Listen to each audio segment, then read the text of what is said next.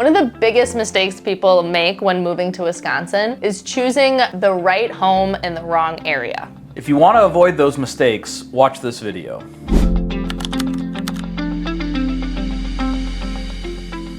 So I think the biggest mistake that people make when choosing where to live in Wisconsin is assuming that there's only two choices, right? City or Northwoods, rural, out in the middle of nowhere. Right. And I think the reality is Wisconsin's like any state where you've got a wide range of choice of different types of places to live. You've obviously got city. You can live in Milwaukee, Madison, Green Bay, Racine, Appleton. But you've also got rural. So you've got, if you want to go real rural, go up north and you might see a person every month or so. But then you've also got, suburbs and more urban areas that aren't kind of like right downtown. Right. And I think going along with that, Finley agrees. Where do you That was a like, really good point that you just made. Yeah, where do you like to live? Yeah, Finley really loves the rural areas where he can run. But I think going along with that, people don't think about what type of lifestyle they want before finding a home. And maybe the idea of the Northwoods sounds great at first, but then they don't think about the fact that, okay, you're 20 minutes or 30 minutes from the nearest Target or Walmart or whatever it might be. Or any grocery store. Yes, or there's no fast food place, right? And so it really depends on what you want in your lifestyle. And I think it also depends a little bit on where you are life-wise. Yeah. Right? Like if you were a younger person that loved being able to walk to restaurants, being able to walk to bars, being able to do things regularly, you probably wouldn't want to live in the Northwoods, but maybe as you get a little bit older, that might be a little bit more appealing to you. But if you have kids, now you've got to think about school districts and where you want your kids to go to school and things like that.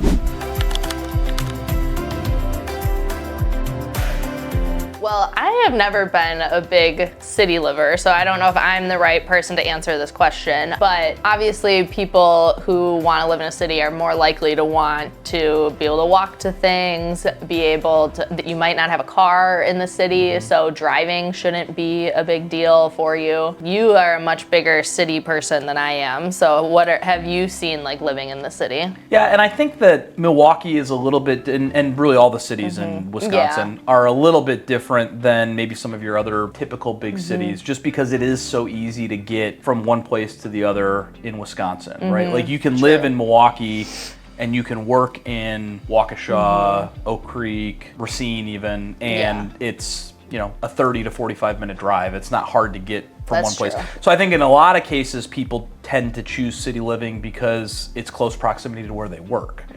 And I think we're seeing a little bit less of that, especially with, a lot more people working remotely. So I think you're starting to see now people move back to the cities for lifestyle reasons more so than work reasons, right? Maybe they like the large number of people that are there. Maybe they like the proximity to restaurants and theater and bars and things like that. The other thing that Milwaukee really has going for it is the beautiful lakefront. So a lot of people like to live downtown just because they like that close proximity to the lakefront. Yeah, and again, the walkability on the lakefront, things to do on the lakefront. I also find that a lot of the people who like living in the city like it because it's less upkeep maybe than like a rural property. You don't have as much acreage, or maybe it's a condo that you're living in rather than an actual home, and so you don't have to maintain quite as much in regards to your home as you do if you have a 100-acre or 20-acre property. Yeah, that's very true. If you're single or you're married with no kids, or maybe you're a little bit older, you're typically going to get smaller houses or condos or townhomes in the city versus moving out to the suburbs or more rural. You've got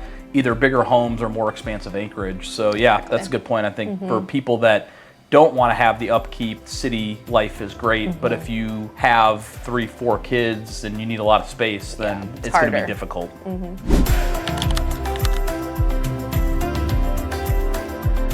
Well, you're a suburbanite. You can probably answer this question. Why did you choose the suburbs? I chose the suburbs because similar to like what we've already been talking about, I liked being close to things. I didn't want to be in super rural area, which is kind of where we grew up. We didn't grow up to near a lot of things. And so once I moved away for school and I was living in Madison, I liked the accessibility of having things nearby, but I didn't want to live right in the city because I like having a little bit more space. I like having easy access to my car, which you can have in the city, but it really depends on where you're living. And so I like the suburban life because I can very easily drive to Madison or Milwaukee and do the things that we've talked about, the theater life, restaurant life, all of that. But I have a little bit more space, a larger home that I could afford more than if I was living downtown, or that might not even be available downtown. Right.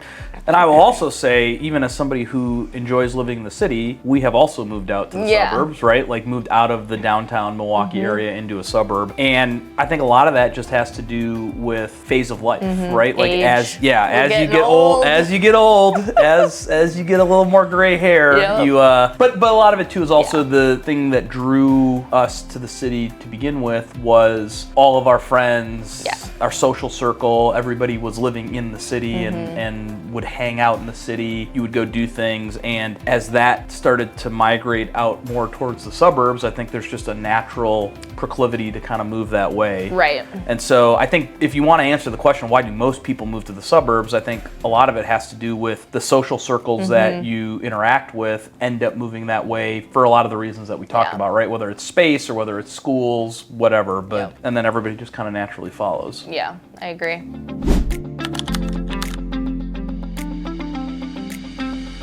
If you want to own an ATV, you should live in a small town. Side by side.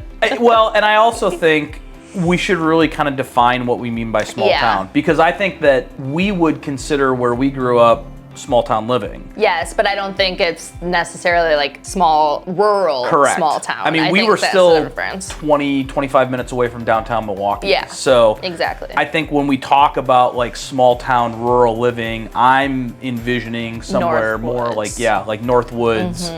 And I think that takes, I know I couldn't do it, right? I couldn't live there full time. I think it takes the right type of person to do it. But for a lot of people, that's very appealing, right? They like to have the privacy. They like it to be a little bit more secluded, quiet. Nature lovers.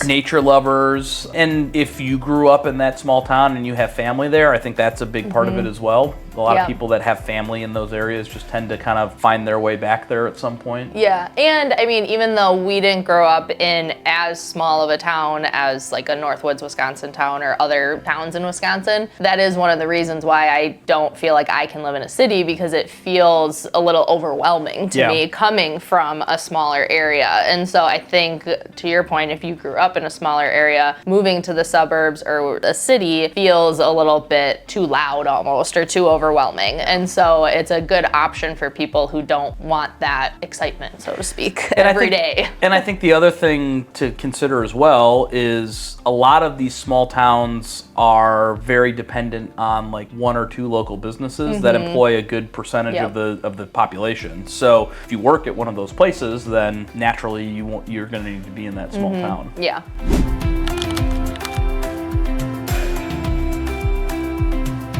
I think probably just flip a coin. Yeah, absolutely. Just randomly. Pick a number. Yeah.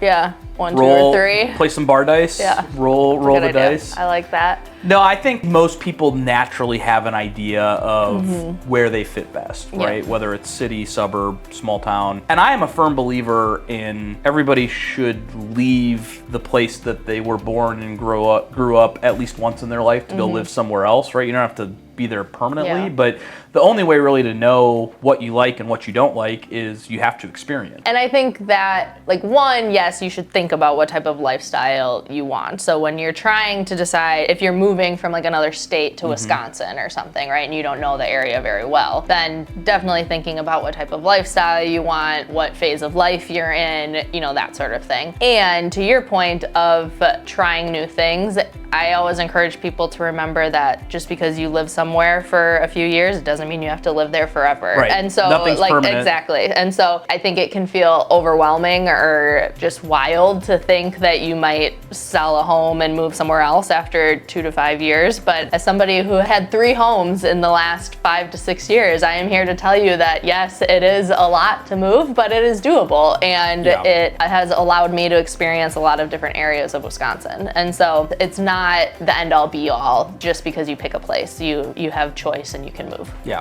If you still have doubts about where you want to live in Wisconsin, feel free to reach out to us or check out some of our other videos where we talk more about this. Bye, everybody. Thank you for watching. And we are Jacob and Bekah Jasperson from Jasperson Realty.